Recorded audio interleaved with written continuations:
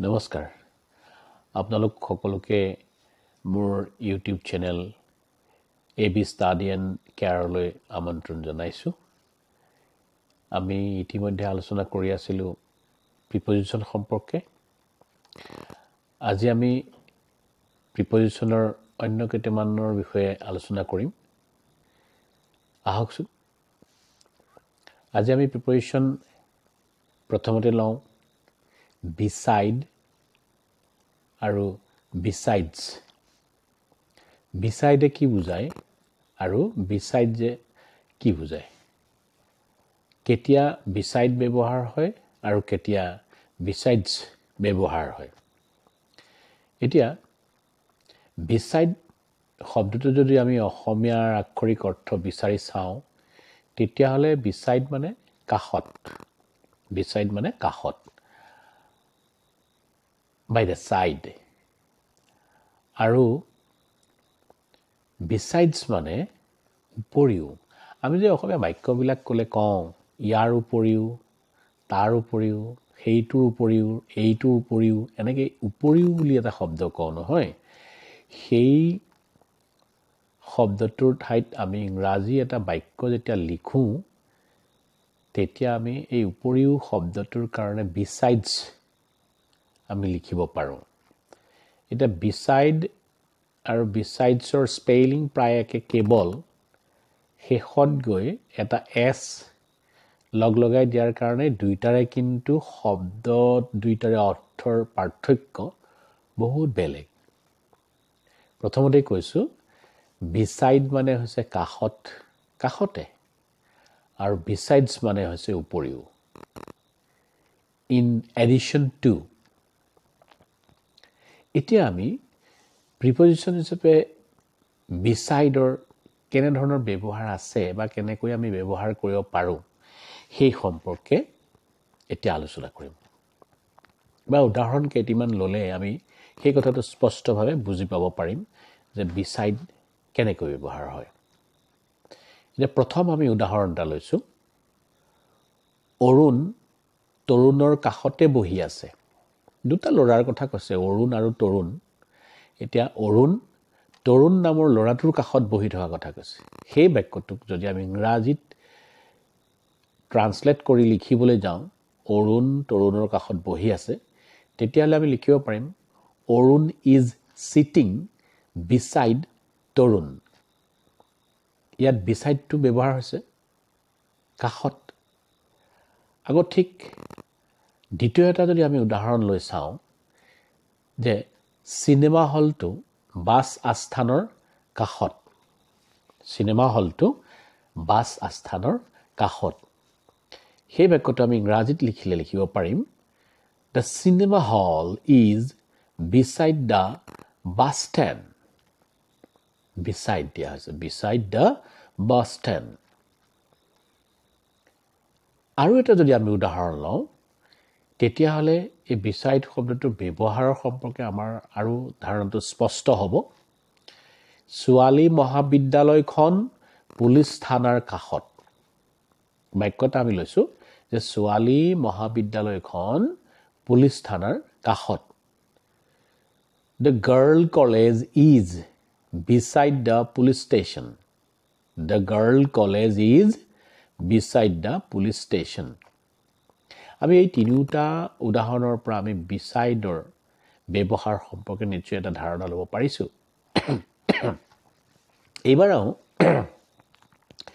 এইবাৰো আমি besides-ৰ ব্যৱহাৰ সম্পৰ্কে জানিবলৈ besides উপৰিও তাৰ উপৰি এই শব্দটো আমি ইংৰাজী এই besides শব্দটো কেনেকৈ ব্যৱহাৰ কৰিব পাৰো তাক আমি চাম এতিয়া প্ৰথম আমি এটা উদাহৰণ লওঁ উদাহৰণটোৰ পৰা আমি সেই কথাটো বুজিব পাৰিম ছোৱালীজনীয়ে নৃত্যৰ উপৰিও গানো ভাল পায় ছোৱালীজনীয়ে নৃত্যৰ উপৰিও গানো ভাল পায় The girl likes to sing besides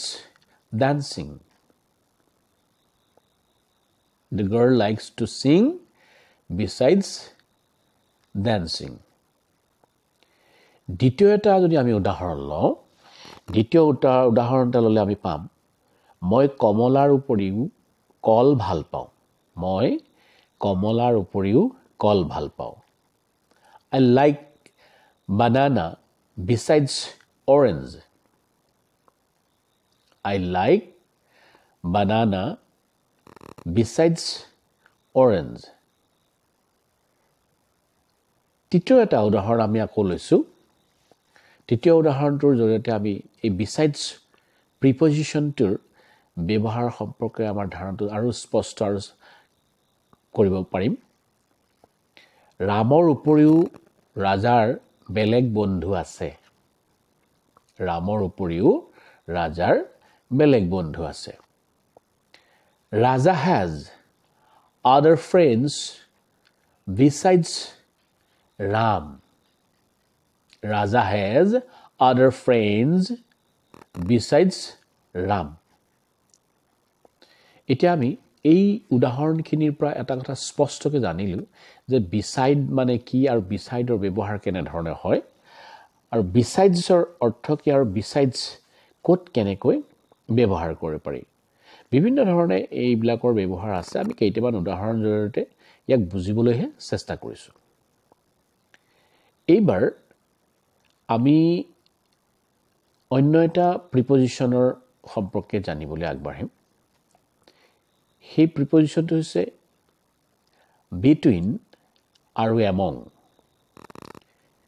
between আৰু among দুইটাৰ অৰ্থ হৈছে মাজত বা মধ্যত দুইটাই মাজত বুজায় কিন্তু betweenৰ আৰু amongৰ দুইটাৰে অৰ্থ একে হলেও কিন্তু ইয়াৰ ব্যৱহাৰটো অলপ বেলেগ হয় between কেতিয়া ব্যৱহাৰ হয় আৰু among কেতিয়া ব্যৱহাৰ হয় কেনেকৈ ব্যৱহাৰ হয় কেতিয়া ব্যৱহাৰ কৰিব লাগে আমি তলৰ উদাহৰণ কেইটিমানৰ জৰিয়তে কথাটো স্পষ্টকৈ বুজিব পাৰিম between সদায় দুটা বস্তু বা দুজন ব্যক্তিৰ মাজত বুজায় দুটা বস্তু বা দুজন ব্যক্তিৰ মাজত বুজায় among দুজনতকৈ বেছিৰ মাজত অৰ্থাৎ বহুতৰ মাজত বুজায় দুইটা শব্দই মাজত বুজায় কিন্তু বাক্য এটাত ব্যৱহাৰ কৰিলে যদি আমি চাব লাগিব দুজনৰ মাজত বা দুটা বস্তুৰ মাজত বুজাইছে কোনো এটা কথা নে দুটাতকৈ বেছি বা দুজনতকৈ বেছি অৰ্থাৎ বহুতৰ মাজত কথাটো বুজাইছে যদি দুজনৰ মাজত কথাটো বুজোৱা হয় বা দুটা বস্তুৰ মাজত কোনো এটা কথা বুজাবলৈ ব্যৱহাৰ কৰা হয় বুজোৱা হয় তেতিয়া হলে তাত আমি between ব্যৱহাৰ কৰিব লাগিব আৰু যদি দুজনতকৈ বেছি বা দুটাতকৈ বেছি অৰ্থাৎ বহুতৰ মাজত কথাটো যদি প্ৰকাশ কৰিবলগীয়া হয় বুজাবলগীয়া হয় তেতিয়া হলে আমি তাত কি কৰিব লাগিব among ব্যৱহাৰ কৰিব লাগিব এই দুইটা প্ৰিপজিশনৰ ব্যৱহাৰ সম্পৰ্কে আৰু স্পষ্ট হ'বলৈ হলে আমি কেইটামান উদাহৰণ লৈ আমি কথাটো বুজিব পাৰিম এতিয়া আমি উদাহৰণ লৈছো উদাহৰণসমূহৰ জৰিয়তে আমি কথাবিলাক স্পষ্ট হোৱাৰ লগতে তাৰ প্ৰয়োগৰ সম্পৰ্কে জানিব পাৰিম গতিকে আমি প্ৰথমতে এবাৰ আমি উদাহৰণ কেইটালৈ যাওঁ আমি প্ৰথমতে betweenৰ ব্যৱহাৰ সম্পৰ্কে উদাহৰণ কেইটা চাব বিচাৰিছো কেঁচুৱাটো পুতলা দুটাৰ মাজত আছিল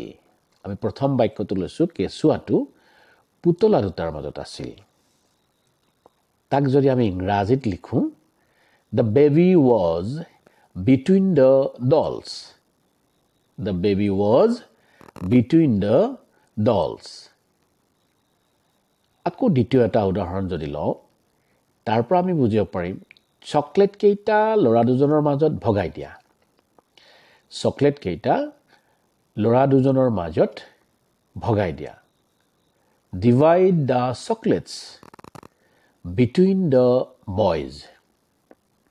divide the chocolates between the boys ইয়াতো between ব্যৱহাৰ কৰা হৈছে প্ৰথম বাক্যটো between ব্যৱহাৰ কৰা হৈছে পুতলা দুটাৰ মাজত দুটা পুতলাৰ কথা কৈছে প্ৰথম বাক্যটোত সেইকাৰণে তাত বিটুইন ব্যৱহাৰ কৰা হৈছে দুটা পুতলাৰ মাজত আকৌ দ্বিতীয় বাক্যটো সেই বিটুইনে ব্যৱহাৰ কৰা হৈছে তাত কি কৰা হৈছে ল'ৰা দুজনৰ মাজত চকলেটখিনি টফিখিনি ভগাই দিবলৈ কৈছে তাতো সেই দুজন বুলি কৈছে দুজন ল'ৰা সেই কথাটো কৈছে এইবাৰ আমি 3 নম্বৰ যদি এটা বাক্য লওঁ সেই বাক্যটোৰ জৰিয়তে তেতিয়াহলে আৰু অধিক স্পষ্টকৈ আমি বিটুইনৰ ব্যৱহাৰ সম্পৰ্কে জানিব পাৰিম সভাখন 2 আৰু 3 বজাৰ ভিতৰত অনুষ্ঠিত হ'ব সভাখন 2 আৰু 3 বজাৰ ভিতৰত অনুষ্ঠিত হ'ব সেই বাক্যটো আমি যে ইংৰাজীত লিখিম তেতিয়াহলে এনেদৰে আমি লিখিব পাৰিম The meeting will be held between 2 p.m. and 3 p.m. The meeting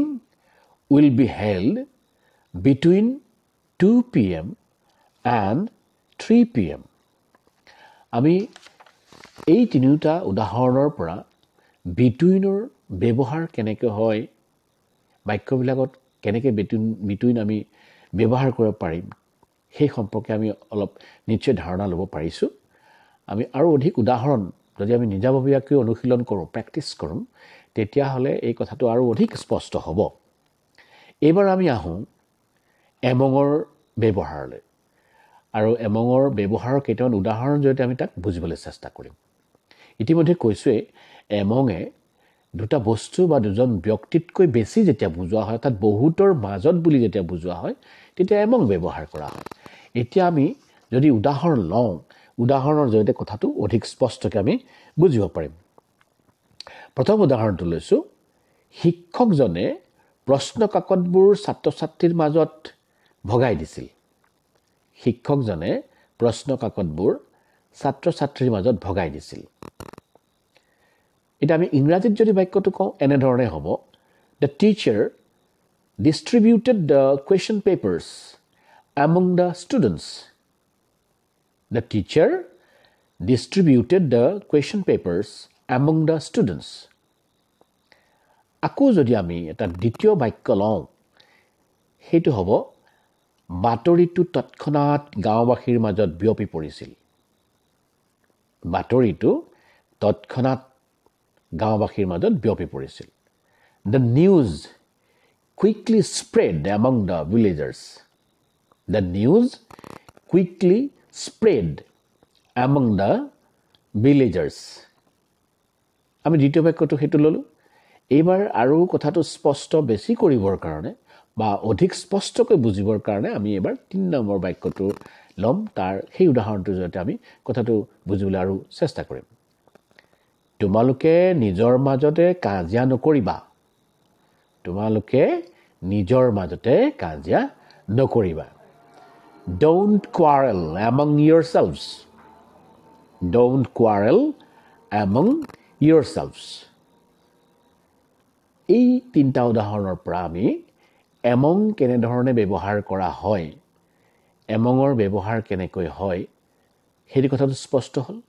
আগৰ তিনটা উদাহৰণৰ পৰা আমি betweenৰ কেনেকৈ ব্যৱহাৰ হয় সেইটো জানিলো কিন্তু আমি এইটো কথা স্পষ্টকৈ মনত ৰাখিব লাগিব among বা betweenৰ আক্ষৰিক অসমীয়া অৰ্থটো হৈছে মাজত কিন্তু betweene দুজনৰ মাজত বা দুটা বস্তুৰ মাজত বুজায় আৰু amongে দুটাতকৈ বেছি বা দুজনতকৈ বেছি অৰ্থাৎ বহুতৰ মাজত কিবা এটা কথা প্ৰকাশ কৰাটো বা কিবা এটা থকাটো মানে দুজনৰ মাজত বহুতৰ মাজত এই ধৰণৰ কথাটো among আৰু betweene বুজায় ছাত্ৰ-ছাত্ৰীসকল আমি আজি প্ৰিপজিশন besides between among এইবিলাকৰ ব্যৱহাৰ সম্পৰ্কে অকণমান আলোচনা কৰিলো তোমালোকে নিশ্চয় কিছু অনুভৱ কৰিব পাৰিছা